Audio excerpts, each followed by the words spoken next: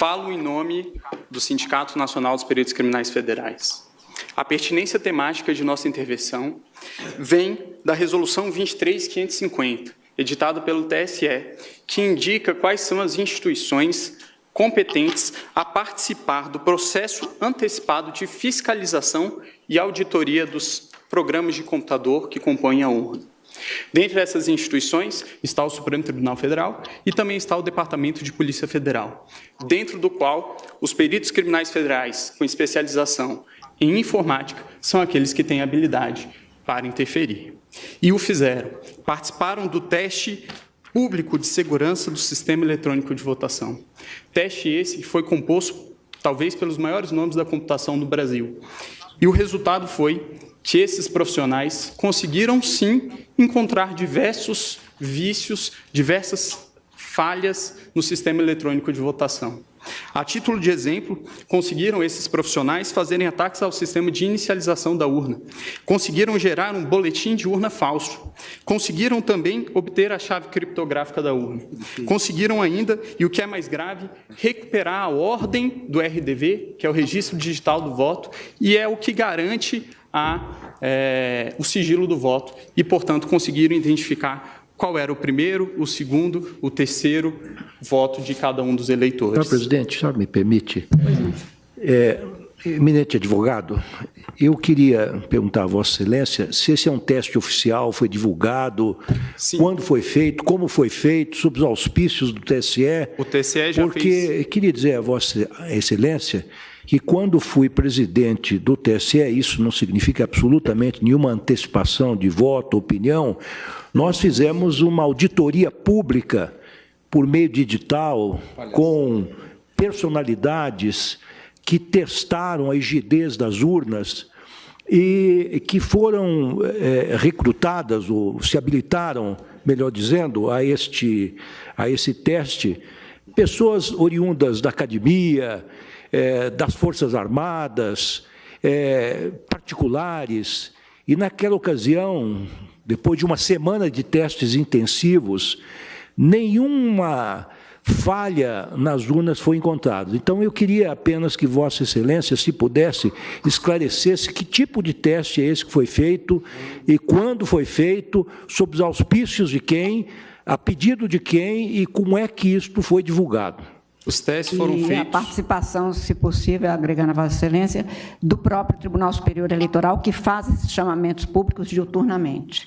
Os testes... Porque essa, senhor presidente, é uma imputação muito séria. Da maior gravidade. Da maior gravidade. Séria, e precisa verificar a verossimilhança disso. Eu estou impedido, senhor presidente, que eu formulei um pedido nas informações, mas eu queria apenas esclarecer que há menos de um mês foi realizado o último teste. Isso, todos os processos eleitorais são feitos. E eu queria saber se foi nesse teste que o... Teste de 2017 e de 2016. Sim. Agora, principalmente foi encontrado pelo... tribuna é um dever do advogado. Pelo grupo G4, que é o grupo do advogado Peixinho, do perito Peixinho, pelo grupo também do professor Diego Aranha, da Unicamp, e também pelo grupo do professor Dourado Rezende. Ok? Se o relatório do TSE... Para deixar isso claro, o TSE, com licença do advogado, o TSE, a rigor, sempre fez esses testes. Todos os chamamentos são feitos. E isso está, inclusive, nos atos normativos que balizam toda essa questão.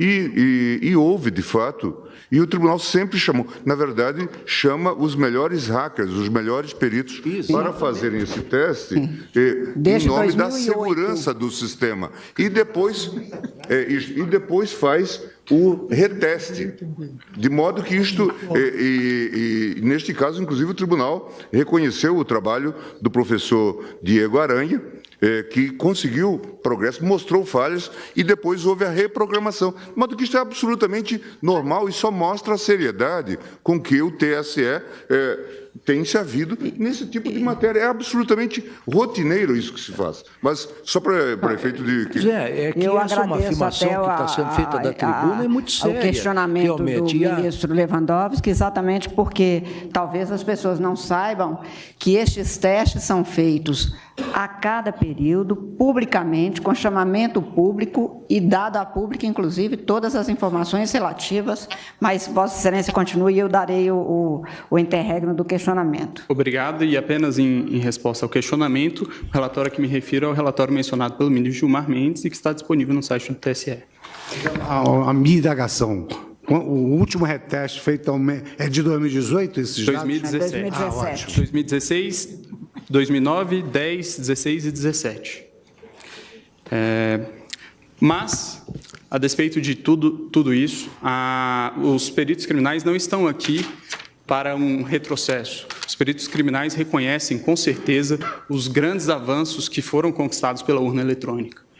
E é bom que fique bastante claro que a impressão do registro de voto não é um adeus ao voto eletrônico. O voto eletrônico permanece sendo um voto eletrônico, apenas com mais um mecanismo de auditoria. E aí é importante trazer quais são os 3 principais pontos que são indicados como as auditorias possíveis e viáveis em uma situação como essa. Indica os técnicos responsáveis pela elaboração do sistema, que o RDV seria o registro digital do voto, seria um mecanismo para se apurar, se embaralhar os votos e se apurar a quantidade de votos. É bem verdade, mas esse sistema, o RDV, apenas permite apurar se foi adicionado ou excluído algum voto, e não se o voto foi registrado devidamente como o eleitor confirmou no momento que apertou o botão. O boletim de urna, do mesmo modo, ele permite sim uma auditoria, mas ele permite a auditoria da conferência conquistada escrito no boletim de urna com os resultados que foram apresentados no site do Tribunal Superior Eleitoral. Mas ele não permite, novamente, se verificar se o voto foi registrado de maneira adequada. E, por fim, a votação paralela, que resolveria essa situação que apresento, que seria o ato de se pegar algumas urnas no dia da eleição e fazer a simulação de uma votação para se verificar se a urna registrou adequadamente os votos. Elas, segundo informações do professor Pedro Dourado Rezende, na audiência pública realizada no Congresso Nacional, não seriam suficientes para isso, porque qualquer programador com pouco tempo e poucas linhas no código-fonte, conseguiria programar o sistema para que ele identificasse que o registro biométrico está sendo dispensado com um percentual acima do normal e para que, portanto, os vícios não surgissem nesse teste. Então, o professor, não vou ler por conta dos 8 minutos que me foram limitados, qual é o posicionamento do professor. E indica ainda o professor Diego Aranha, que existe ainda a possibilidade de fraude interna. Obviamente, os peritos criminais não estão aqui a dizer que existe algum tipo de fraudador dentro do TSE, nunca diremos isso e acreditamos que todos que estão lá são corretos. Mas o que está a se dizer aqui é que a democracia de um país não pode estar sujeita ao controle de alguns poucos técnicos que têm acesso ao código-fonte e também às chaves criptográficas. É necessário haver um controle do controlador. Garantir a auditoria ao próprio sistema eletrônico que se pretende ver se está sendo fraudado ou não, é garantir ao fraudador fraudar a própria auditoria. Então, a impressão do voto, ele permitirá que, em eventual situação de dúvida a respeito da rigidez do processo de escrutínio, possa haver efetivamente uma auditoria. E em relação a algumas das preocupações que foram trazidas pela Procuradora-Geral, várias delas já foram respondidas por uma resolução que veio a ser editada posteriormente pelo TSE, que é a Resolução 23.521, que dispõe, inclusive, como funcionaria no caso de a urna dar um problema, a impressora travar. Dispõe a resolução que existirá também uma impressora de contingência, haverá um lacramento sem contato humano para que essa impressora possa ser substituída. Também em relação ao argumento de que deficientes visuais não teriam como verificar o voto impresso, foi editado também em 2017 a Resolução 23.554 pelo TSE, que dispõe que o deficiente visual poderá ser acompanhado de uma pessoa de sua confiança. Sobre o risco também de que, durante uma pane da impressora, o fiscal de urna poderia chegar e ver qual é o voto daquela pessoa que está dentro da cabine. Esse argumento também não me parece bastante plausível, tendo em vista que a urna eletrônica também pode travar com a sua tela congelada e também um fiscal de urna teria que entrar para trocar pela urna de contingência. O Brasil, excelentíssimos ministros, é o último país que ainda adota o sistema DRE sem o VIVPET. O VIVPET é exatamente isso que nós estamos falando, que é a impressão do registro. Países que em algum momento já adotaram o sistema que hoje adotamos, já o abandonaram. A título de exemplo, Alemanha, Bélgica, Holanda, Irlanda, Inglaterra, Rússia, Índia, Estados Unidos, Canadá e México.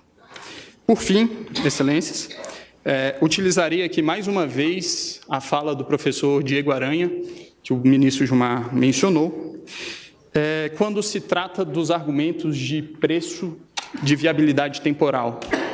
E aí eu vou tomar a liberdade de ler nesses meus últimos minutos. Diz o professor: é inegociável a existência de um registro físico para fins de transparência. Em situações de vitórias cada vez mais apertadas, não se pode ter dúvida sobre o resultado correto das apurações. Sobre a questão orçamentária, eu gostaria de finalizar dizendo que a possibilidade de auditoria de uma eleição não deveria ter preço.